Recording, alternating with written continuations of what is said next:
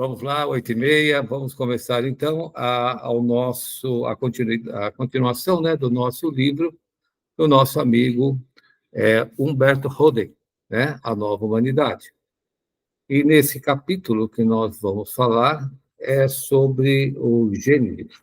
Eu vou fazer um breve resumo do que ele coloca no capítulo, para que a gente entenda, né, o que vai ser apresentado para o autoconhecimento. Está na página, no PDF 9 e no livro na página 17. E ele começa assim: há quase 4.000 anos que o Gênesis de Moisés está desafiando a compreensão da humanidade. Toda essa dificuldade de compreensão provém da infinita distância que medeia entre a análise intelectual dos intérpretes esotéricos e a intuição espiritual. O Gênesis, ele não revela um talento ego pensante, e sim um gênio cosmo pensante. E aqui eles vão, né, usando nomenclaturas que, para o nosso trabalho, né, ele não vai ter... nós não vamos por aí, nós não vamos pelo intelecto, né, nós vamos pelo o lado esotérico. E ele fala aqui da filosofia dos Vedas, o Adam, o ego, e o Atman e o eu. E aí depois ele entra no Éden, falando das duas árvores, que também significam o ego e o divino, e a natureza divina e o superior.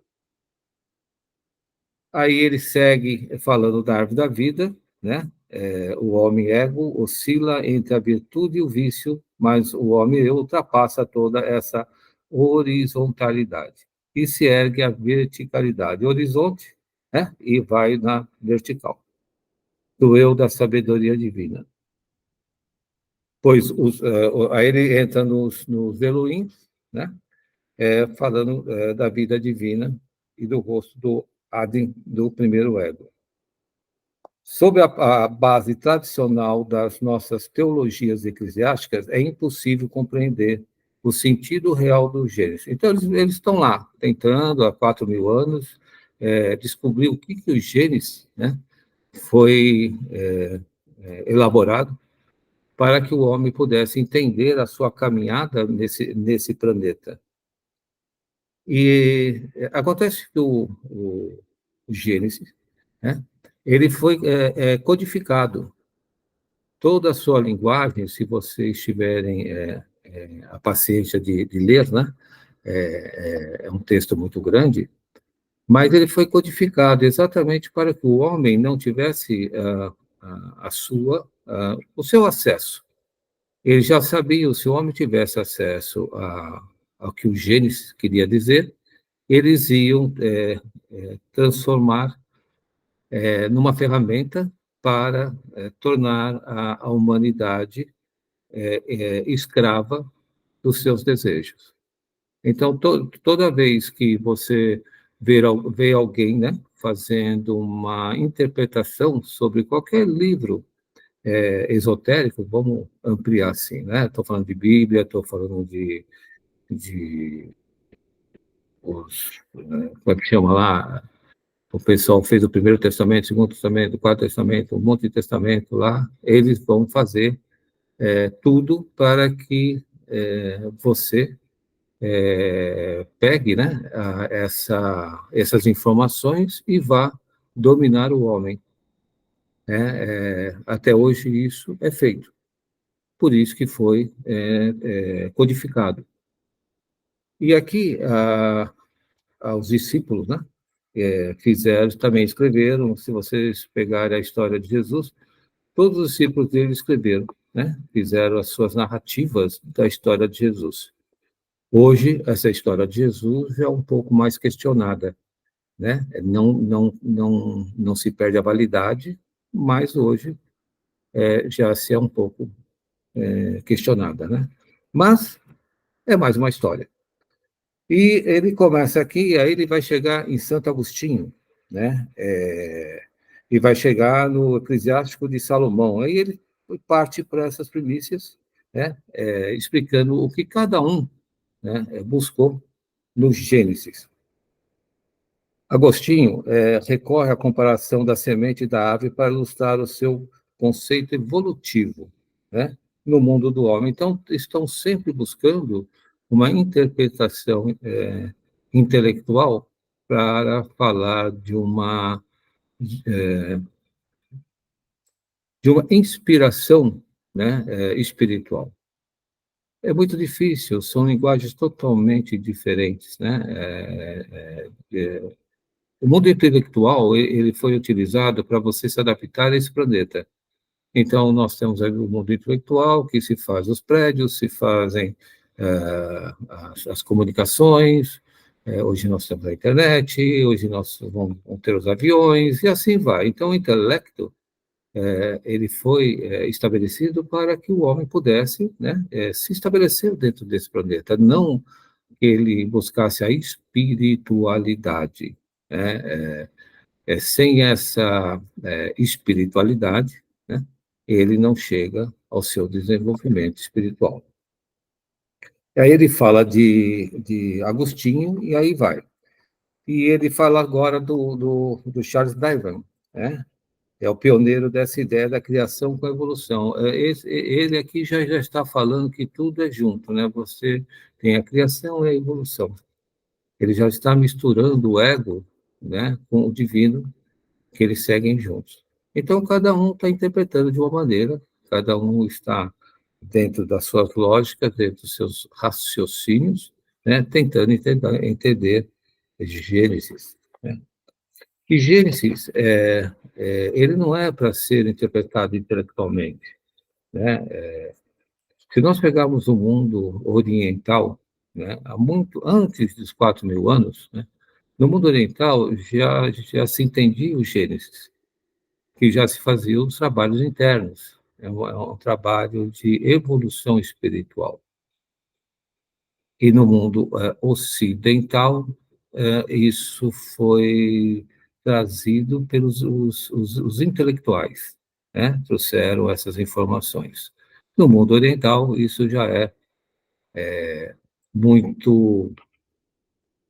Há muitos anos, né? Bem antes de Moisés, já se trabalha a expansão da consciência exatamente com as informações do Gênesis.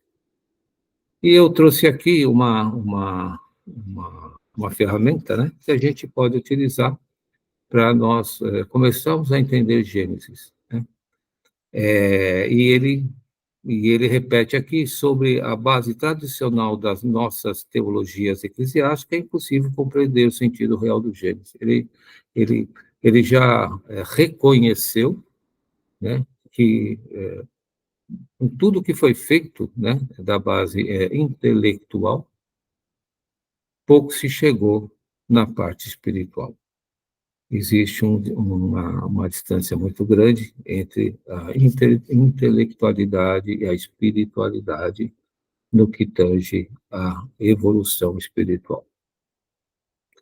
Já na luz do autoconhecimento, você tem a possibilidade de entender o mistério de Gênesis, através das parábolas, contos, histórias, fábulas, vivências e metáforas. Buda ensinou através das palavras e da sua vida. Já Jesus ensinava por parábolas. Os sábios ensinam convivências. Os povos indígenas, né, transmitem o conhecimento através da narrativa oral e da ligação com a natureza. Os contos de Nasrudim, quem tiver a possibilidade de ler sobre Nasrudim, é muito interessante. Vocês vão rir muito, que ele busca, né, o autoconhecimento de uma maneira mais alegre. Né? É um personagem que tornou popular em diversas partes do mundo, especialmente no Oriente Médio, devido às suas histórias bem-humoradas. Então, as histórias dele são histórias que levam as pessoas a refletir sobre a sua expansão espiritual. Né? Nasrudim é muito interessante para quem gosta de, de um caminho, né, para buscar o autoconhecimento. Nasrundin é muito indicado. Eu falei da yoga na última live, né? Sobre aquele rapaz lá da Umbanda, misturando a yoga lá. Para yoga, quem quiser conhecer a yoga, né, de uma maneira esotérica, vocês podem ler o livro do professor Hermógenes. O professor Hermógenes foi quem introduziu a yoga aqui no Brasil. Meus pais tiveram a possibilidade de viajar com ele para a Índia em busca do autoconhecimento. Então, eu conheci também, né? É uma pessoa de muito respeito e vocês vão ter a possibilidade de entender a yoga, né, aqui para o Ocidente. Ele é muito respeitado nesse mundo da yoga. Muito bom. Podem ler que vocês vão ampliar os seus conhecimentos utilizando a yoga como base. Por isso, a expressão quem conta um conto aumenta um ponto. Todas as palavras, contos, histórias, fábulas, vivências, eles aumentam e despertam um ponto em nossas vidas. Por isso, uma frase: ter um filho, plantar uma árvore, escrever um livro. Todos esses aqui que eu mencionei, Buda, Jesus, sábios, eles ensinavam por parábolas, por histórias, por vivências. Por quê? Quando a gente ouve uma história, eu posso contar uma história aqui e cada um de nós vai interpretar da sua maneira. Por quê? A história vai tocar o seu divino dentro de você. Então, quem vai ler a história é o seu divino. Então, vocês vão adaptar a história que, porventura, eu contar, de acordo com a experiência de vida de cada um, de acordo com o destino de cada um. Por isso que não se ensina a espiritualidade pelo intelecto, se ensina pelas vivências, pelas parábolas e pelos os indígenas, né? Eles transmitiam conhecimento através da narrativa oral. Por quê? Porque você tem que buscar dentro de cada um a sua verdade. Eu conto uma história aqui. Amanhã eu vou perguntar para cada um o que entenderam da história. E cada um vai ter uma história diferente para contar. Porque cada um vai contar com a sua experiência, com as suas vivências. Nós estamos aqui,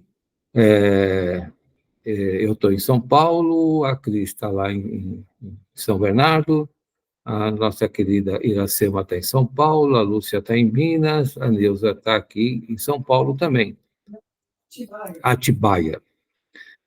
Cada um está no lugar, cada um nasceu numa família, cada um nasceu numa cultura, cada um nasceu seguindo um preceito religioso, uma questão cultural.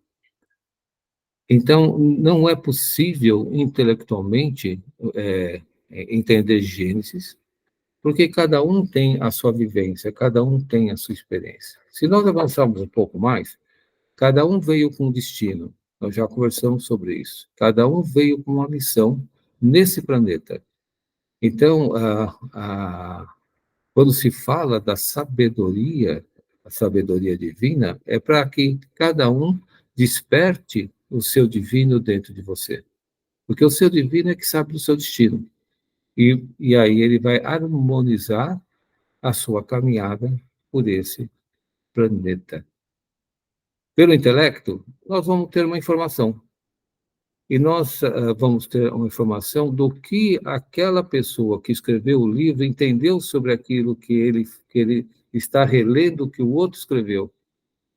Então, quando a gente estava estudando,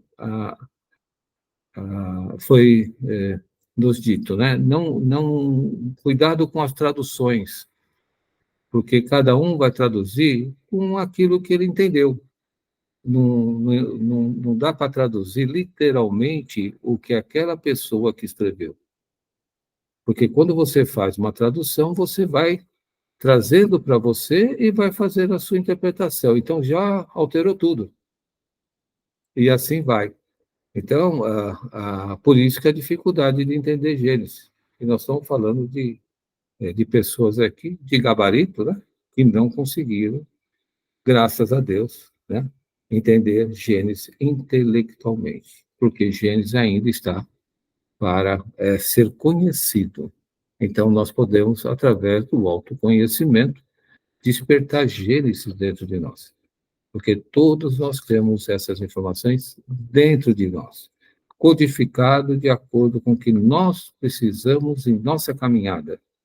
Não adianta eu ler um texto que a Lúcia, de repente, faz, que eu vou interpretar da minha maneira, a Lúcia fez da maneira dela, com os sentimentos que ela tem, com a experiência de vida que ela tem, com toda a bagagem de vida que ela tem.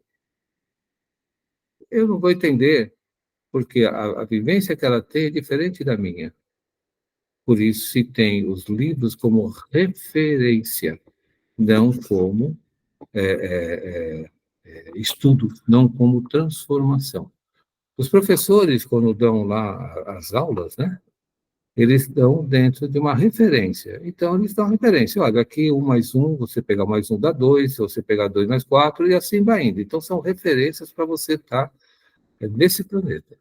Mas não é a verdade. Muitas vezes, 1 mais 1 para mim pode ser 1,5. Para a dona Iracema pode ser 3.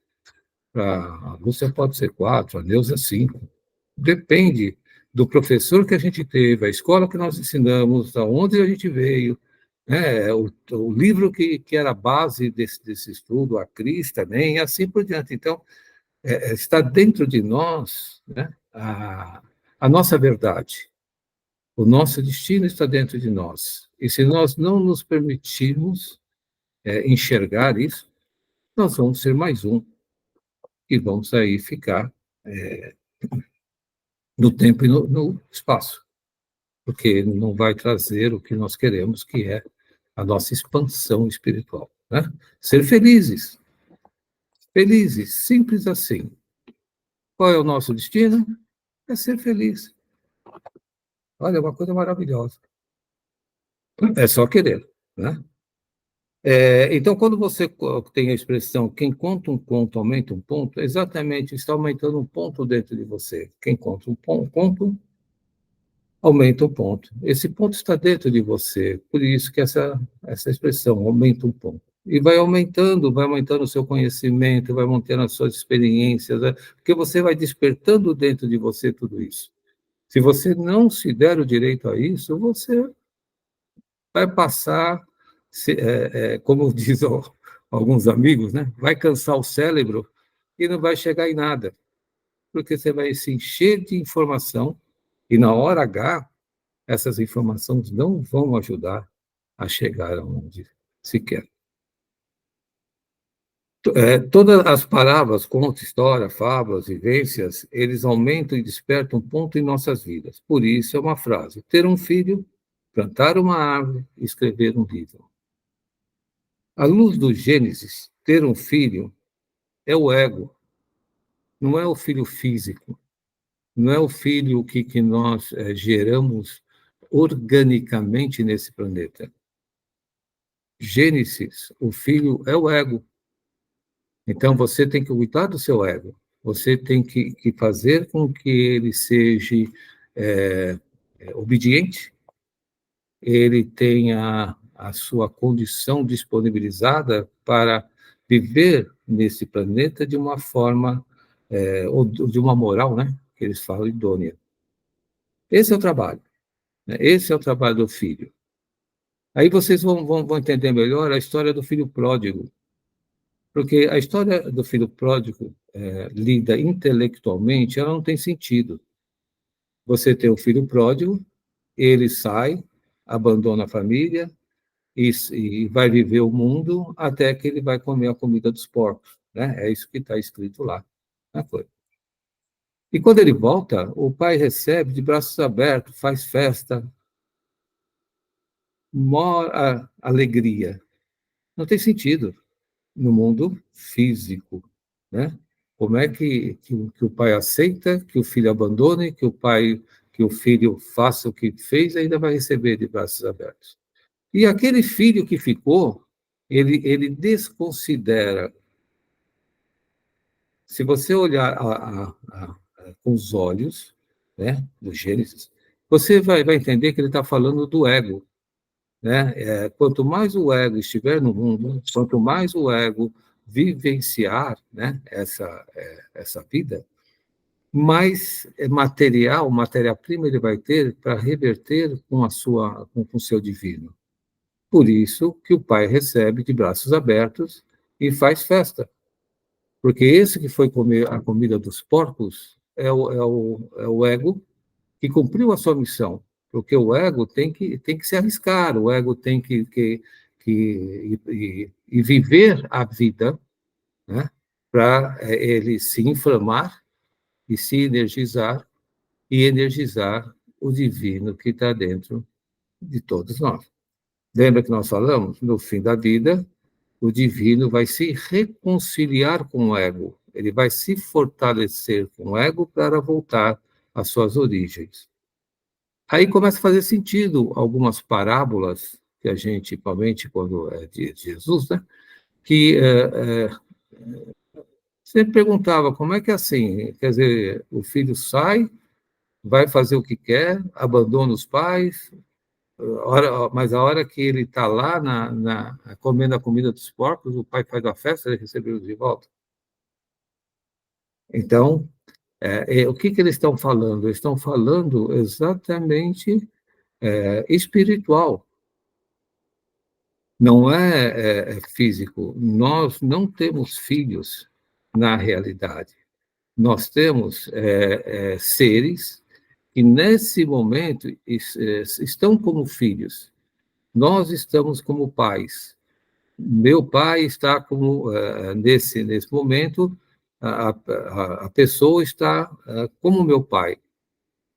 Nessa vida, meu filho está como meu filho. Ele não é meu filho. Imagina a gente começar a ter poder sobre as pessoas. Então, nós temos que entender que quando se constitui uma família, a família tem vários gêneros, tem várias pessoas. Você pega uma família, vamos colocar aqui, de 4 filhos, né? Cada filho vem com uma personalidade, cada filho vem com um objetivo, cada filho vem com uma proposta de vida, né? Como é que ele pode ser meu filho? Não. Eles estão como meus filhos nessa vida que eu estou aqui. Muitas vezes, se vocês pegarem o mundo espiritual, eles falam na questão da reencarnação. Então, muitas vezes eles falam, olha, nessa vida veio como filho, na outra vida veio como pai, na outra vida veio como avô, né? Mas, como diz a Cris aqui, são companheiros de jornada. Todos nós somos, todos nós estamos no mesmo barco. Não tem ninguém na classe VIP.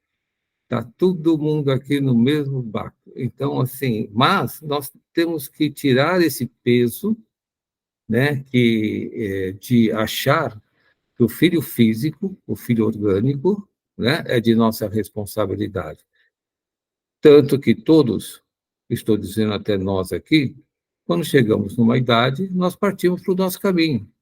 Nós fomos para nossas vivências, nós fomos para nossa história, nós casamos, tivemos nossos filhos e assim vai indo. Então, quando se fala do filho pródigo, o que ele está falando? Está falando do ego. Então, o ego vai voltar com todas as suas artimanhas, com todos os seus conhecimentos, para que, junto com o divino, ele se transforme, né, e siga a sua caminhada. Por isso que o divino faz a festa. Quem é o pai? O pai é o divino, né? Ele faz a festa. Aquele que ficou e não fez nada, nada ele vai conseguir na sua caminhada, porque ele não se expandiu. Fazer o arroz e feijão, todo mundo faz, mas fazer aquele ovo, né, com temperadinho, colocar aquele óleo, aquele carinho, aí é diferente, né? Fazer arroz e feijão, todos fazem, né? Então, assim, precisa entender isso. Primeiro, entender que os filhos, parentes, mãe, pai, a família, não são nossos, porque nós fomos educados, né, assim. Não, esse é seu pai. Não, não é meu pai. Ele veio como meu pai nessa vida. Ah, esse é sua mãe. Não, ela veio como minha mãe nessa vida, né? E assim todos seguem. Senão você fica preso. Maria, quando estava com Jesus, né? Nasceu Jesus, ela estava, Maria, que foi mãe de Jesus. Jesus, filho de Maria. Então, você veja que eles estão mostrando que ninguém é propriedade de ninguém. Não existe um vínculo de obrigatoriedade entre um e outro, tanto que Jesus seguiu o seu caminho. E depois foi encontrar Maria, diz a história. Como todos nós, né? Nós chegou numa idade, cada um seguiu um caminho. E de vez em quando ligava para a mãe: Oi, mãe, aí, vocês estão bem aí? Tá tudo bem? Tá legal? Tá, até o ano que vem. Se ligava, acabou. Se encontrava no Natal, acho que nem Natal existe hoje, mas assim, né? Aniversário, se encontra no aniversário, mas tem que entender que isso faz parte da evolução humana. Temos que ter a responsabilidade, sim, temos que ter o nosso acolhimento, sim, nós temos que ajudar, com certeza, mas não podemos estar assumindo essa visão, né, essa questão de é meu e vai fazer o que eu quero. É meu e tem que fazer aquilo que eu acho que tem que fazer. É meu, e eu vou dizer para vocês vão ficar loucos. Somente essa juventude de hoje, imagina, vocês vão ficar loucos e não vão se afastar do seu destino, né? E vão prejudicar eles também, porque vocês não vão deixar que eles vivam, que eles sigam a caminhada deles. Orientá-los dentro do possível, tudo bem, sustentá-lo até um certo momento, tudo bem, mas eles têm que criar as próprias pernas e seguir como todos nós. Jesus, na hora que chegou na sua idade, vamos colocar Jesus aqui como exemplo, que é mais, que eu falo, nós somos no continente cristão, e Jesus é a referência. Então, Jesus também seguiu o caminho dele, ele foi aprender, foi para a Índia, foi para um monte de lugar aprendendo, até que ele voltou a casa para encontrar os seus pais. Se nós verificarmos, pouco se fala do pai de Jesus, se fala de Maria, né? A progenitora. Mas são histórias, né? História, nós temos que ter a nossa história. À luz do Gênesis, né? Que nós estamos comentando aqui, né? Ter um filho, o Gênesis fala do seu ego, né? O gênio pensado. Então, você pode ver que o Roden fala muito do ego, né? Tudo que ele escreveu, do ego e do divino. Agora, vamos entender o que é o ego, né? O ego é o aspecto racional da personalidade que influencia as nossas ações e escolhas e percepções em todos os aspectos da vida. Olha, nós temos que ter o ego, nós temos que entender que o ego é um parceiro. Ele vai caminhar junto com você para que você possa se defender desse mundo. Estar nesse mundo não é para qualquer um, não. O ego, provavelmente com a espiritualidade, né? Ele tem que defender o divino que está em você. Ele tem que proteger. Por isso que ele tem esse papel, né? Da percepção em todos os aspectos da vida. É responsável pelo controle das pulsações, servindo como mediador entre o eu e as circunstâncias do mundo externo. Então, é o mediador do divino e o mundo externo. O ego representa a razão, obedece à realidade e refreia as demandas em busca do prazer. O ego, se a gente não ficar de olho nele, ele vai para farra, sabe? Ele vai para gandaia, né? Vai para balada. Se você não tomar conta dele, ele vai. Por quê? Porque ele é atraído para isso. No Oriente chamam de Maya, né? As ilusões, né? E o ego é atraído pelas ilusões. Por quê? Porque ele está dentro do mundo. Aí o divino que está com ele puxa a orelha dele, bota de volta, fala assim, meu amigo, é aqui, ó, você tem que andar aqui. E essa é a grande caminhada do ego e o divino. É um puxando a orelha do outro. Né? É como deu o exemplo aqui do nosso amigo Chico, né?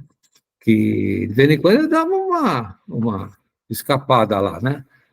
E aí vinha de novo e botava ele na linha, vinha de novo, botava ele na linha. E assim somos nós, né? Todos nós somos assim. Por isso que existe essa relação entre o ego e o divino, que o Roden coloca desde lá do início.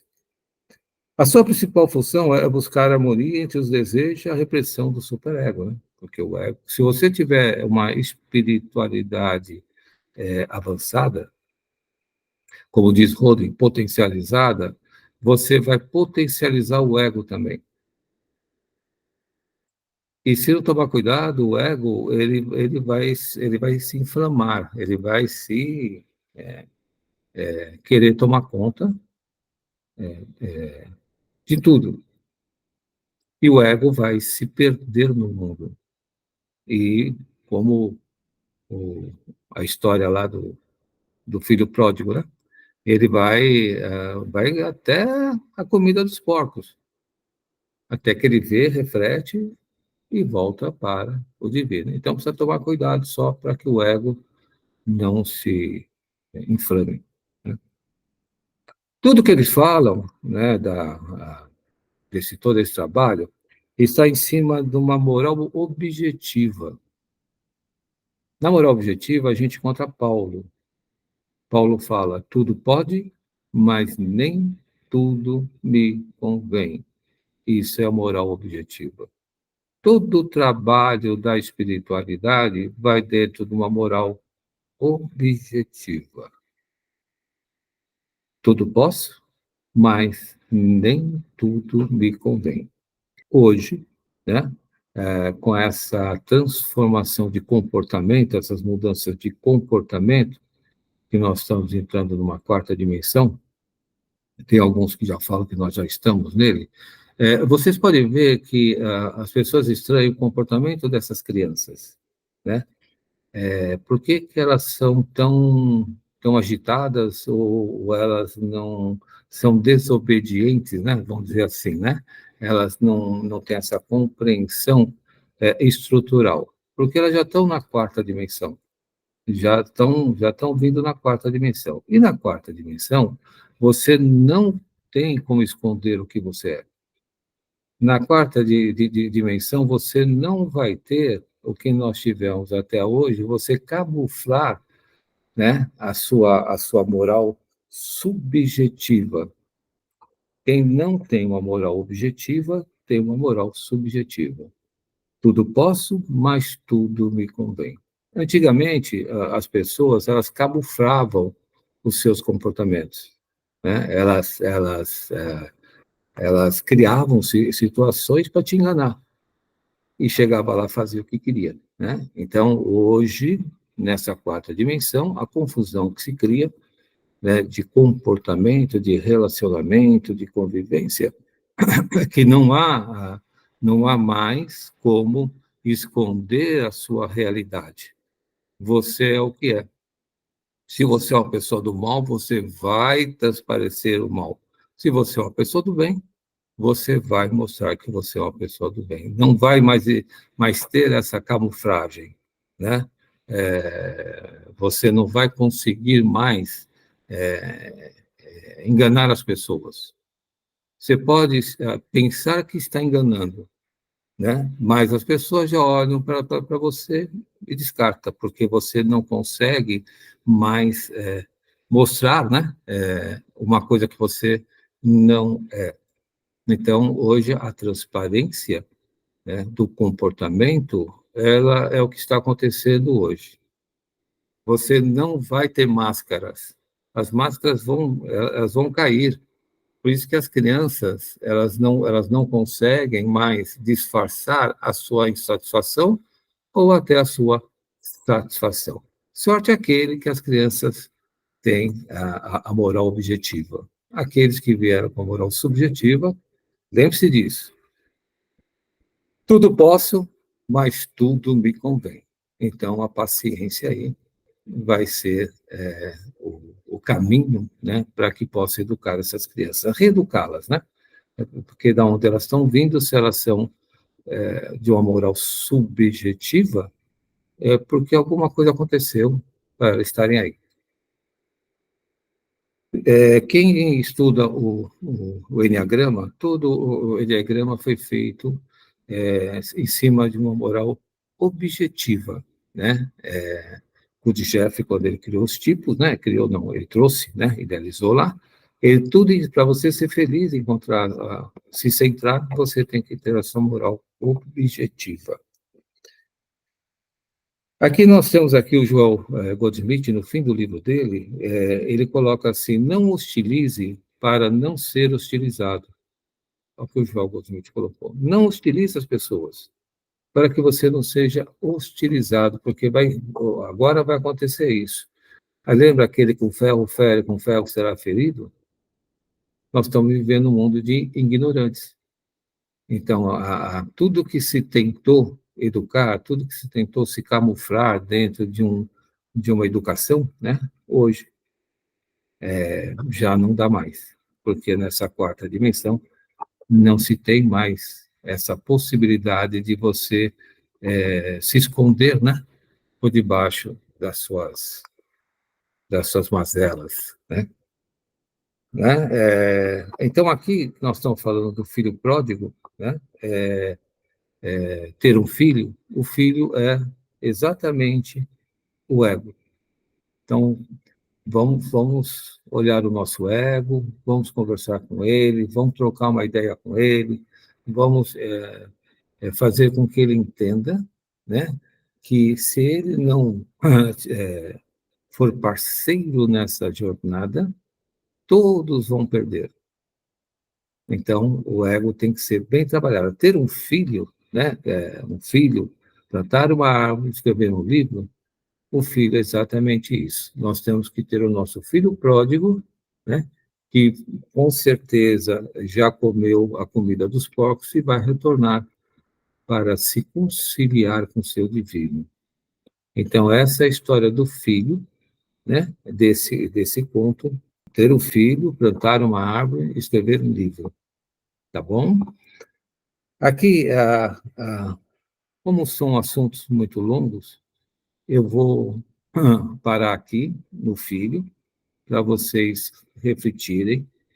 Na nossa próxima reunião, eu vou falar de plantar a árvore e escrever um livro, uma vez que eu já fiz a introdução desse capítulo, e nós vamos ter calma, tranquilidade, para poder entender exatamente o que a Gênesis, né, há 4.000 anos, veio trazer ao homem. Todo estava sendo preparado para esse momento da quarta dimensão, que não vai ter mais a camuflagem do comportamento.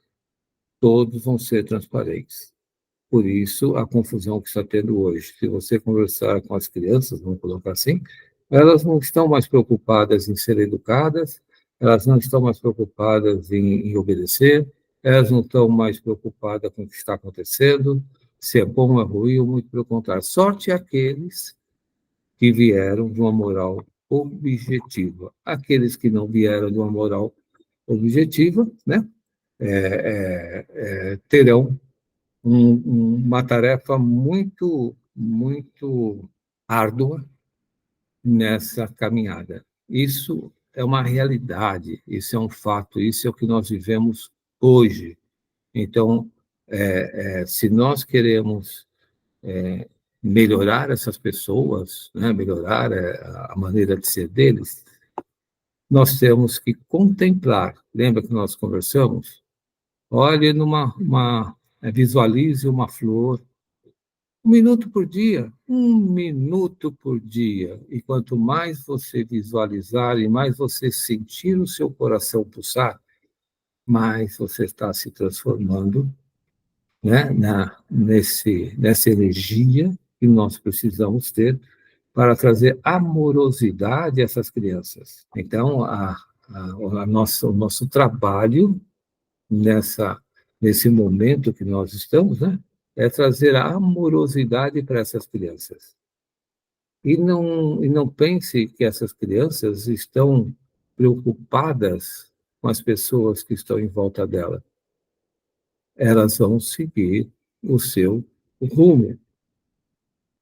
Não estão, como diz a expressão popular, não estão nem aí com o que está acontecendo. Os professores têm essa vivência, né, com essas crianças, estão em palco de aranha aí porque não sabem o que fazem, os pais estão mais perdidos que cego em tiroteio. Por quê? Porque nós estamos numa quarta dimensão. E a quarta dimensão não cabe mais a essa personalidade, né, de uma moral subjetiva. Tudo isso vai acabar. Porque se não for pelo amor, vai ser pela dor. Isso é dito desde que os ensinamentos, né, esotéricos falam. Se não for pelo amor, vai pela dor. Eu vi uma frase muito interessante, né? Que fala assim: a vida passa depressa, e às vezes a alma não tem tempo de envelhecer. A vida passa depressa. A alma, que às vezes a alma não tem tempo de envelhecer. Nós somos refletir com essa ideia de envelhecer. Talvez o corpo orgânico envelheça, mas a alma se torna jovem. A alma não envelhece. A alma é eterna. E a alma vai fazer com que esse corpo orgânico, com qualquer problema que possa ter, vai ter uma vida alegre, edificante. Então, nós precisamos entender que a vida foi feita para ser vivida harmoniosamente. Não existe essa questão de, porque eu estou velho e me olho lá no espelho. Então, para de olhar o espelho. Simples, né? Se o seu espelho te incomoda, para de olhar o espelho. Né? Né? Se tem alguém ao seu lado que te chama de velho, para de andar com ele. Como diz aquele sábio, né? Quantos anos você tem? Eu tenho mais 5, 10 anos. Não, mas quantos anos você vive? Não, eu tenho 5, 10 anos. O que eu já vivi, eu já vivi. Não tem que ficar aqui, né? O que já foi, já foi. Só aprendi, só não aprendi. Ainda tenho tempo de aprender. Então, Gênesis, há 4.000 anos, já trazia essa sabedoria, porque a quarta dimensão já estava prevista. Isso não está acontecendo por acaso. Então, todas essas mudanças estruturais, familiares, de comportamento, sociais, elas estão se manifestando porque agora é o momento. Agora é o momento de nós entendermos que não adianta mais você tentar camuflar, né, a sua moral subjetiva. Ela é transparente. Se você não consegue mais se segurar, você vai. Antigamente falava assim: você quer conhecer uma pessoa? Viaje com ela. No primeiro dia ela segura, no segundo dia ela segura, no terceiro você vai conhecer a pessoa, exatamente como ela é. Isso é fato, isso é sabedoria, né? Não é ficção. Viaje com ela, viaje com ela, você vai ver. Ou faça negócios com ele, você vai ver quem é a pessoa que você pensa, aquele amigo, né? Que você tanto pensou que ele era, né? E porque o mundo é assim, né? Hoje não vai haver mais se camuflar, né? O seu comportamento imoral. Ele vai se manifestar, você vai enxergar e cabe a você escolher. Aí são suas escolhas, né? Se você vai aceitar ou não. Aí é que vai. A exemplo de Paulo, né? Tudo posso, mas nem tudo me convém. Se nós pegarmos um ponto de Jesus, né, nessa história dele, ele sempre parava e falava assim: você quer ser curado? Ele não curava ninguém se a pessoa não quisesse ser curada. A pessoa tem que querer, porque muitas vezes você querer ser curado, você vai enfrentar situações que você não imaginava, porque a pessoa pensa que ser curado, ele vai ficar no bem bom. Não, vai despertar coisas que ele tem que se reavaliar, que ele tem que se reconsiderar, que ele tem que ajustar, né? Se ele tiver, então, esse, essa moral subjetiva, ele vai ter que trabalhar. Por isso que Jesus perguntava, você quer? Então, a nossa afirmação de hoje, né, que nós vamos colocar aqui, é simples. Eu quero ser curado. Eu quero ser curado.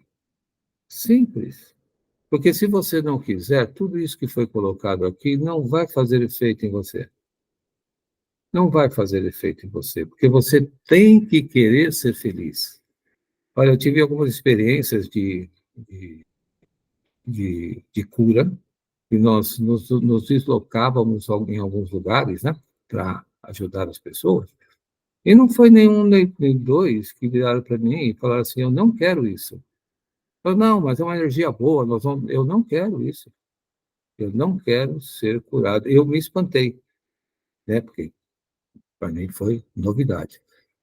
Aí eu falei com o meu orientador, ele falou: não, são talvez sejam pessoas que estão cumprindo um destino, e para que o destino dele seja realmente ajustado, ele tem que passar por isso. Então, por isso que precisa perguntar: você quer ser curado? E a pergunta da nossa afirmação para hoje: você quer ser curado? Então, se eu quero ser curado. Simples, simples. O universo vai se mobilizar porque achou um. E encontramos um que quer ser curado, tal. E pode ter certeza que o universo todo se mobiliza com um que quer ser curado, porque se você se curar, você vai curar outras pessoas. É um ato contínuo. Você vai gerar energias do bem. E gerando energias do bem, você vai conseguir despertar também essas energias nas outras pessoas. Então, eu quero ser curado. Simples. Porta de geladeira. Eu quero ser curado. .com.br, sem discussão. E lembrando que a vida passa depressa e que, às vezes, a alma não tem tempo de envelhecer. Pense nisso. Estamos aqui chegando no nosso horário. Na próxima reunião, então, eu vou falar sobre a árvore, plantar uma árvore, nessa visão do Gênesis, né? E escrever um livro, né? Aí, para a gente completar esse capítulo do nosso amigo Roden, né? Sobre o mistério de Gênesis. Eu espero que vocês reflitam sobre isso. Não deixe o seu intelecto tomar conta disso, senão vocês vão ficar fazendo comparações. O que ele falou está escrito lá, o que ele falou está escrito aqui. Não, o que ele falou tem que estar dentro de você. O que o meu divino está me mostrando, o que ele falou. Senão vai ficar no intelecto, vocês vão cansar o cérebro e não vão expandir, né, a consciência, que esse é o nosso objetivo. Tá bom? Quando você muda, você vai ver que quantas alegrias você poderia ter vivido e não viveu. Agora Verdade. você vai começar a ver. E façam a contemplação. Não esqueçam. Tá 1 minuto certo. por dia. 1 minuto por dia. Então, vamos aqui. Meus queridos, paz na terra aos homens de boa vontade e até a próxima, se assim eles desejarem. Tchau, gente. Fiquem em paz. Tchau. Tchau, pessoal. Boa semana.